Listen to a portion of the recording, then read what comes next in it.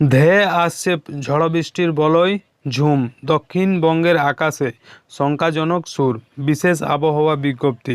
কি বলছে, টাইফুন উইফার পালসের রামিনেন্ট এবং পূর্ব মধ্যের ঘূর্ণাবতের মিলনে তৈরি হওয়া নিম্নচাপ, যেটা থাকবে 24 জুলাই থেকে 26 জুলাইয়ের মধ্যে, কোথায় না দক্ষিণবঙ্গে আছড়ে পড়তে পারে শক্তিশালী গম্ভীর গভীর নিম্নচাপ হিসাবে। ঝুম বৃষ্টি বলয় কি, অর্থাৎ এই যে বৃষ্টি আসছে ধেয়ে, তার নাম দেওয়া হয়েছে ঝুম বৃষ্টি। তার বলার কারণ কি সেটা দেখে নেব না। এক নাগাড়ে ঘন ও ভারী বর্ষণকেই স্থানীয়ভাবে ঝুম বলা হয়। এবার সেই ঝুমই রূপ নিচ্ছে একটি নামকরণ প্রাপ্ত বৃষ্টিবলয় হিসাবে।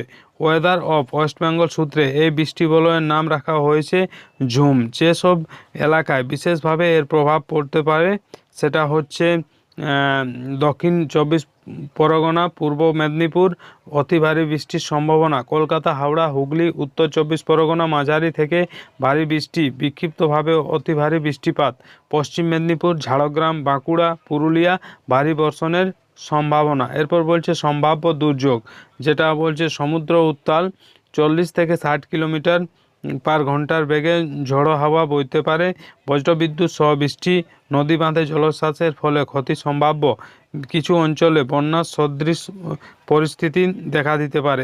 এর ফলে কি সতর্কতা করা হয়েছে না, 1 নম্বর মৎস্যজীবীদের গভীর সমুদ্রে না যাওয়ার নির্দেশ, 2 নম্বর চাষাবাদে ক্ষয়ক্ষতির সম্ভাবনা, 3 নম্বর বজ্রপাত থেকে সাবধান থাকুন, এবং 4 নম্বর যেটা বলছে যে উপকূলীয় পশ্চিমাঞ্চলের জনপদে প্রস্তুতি নিন।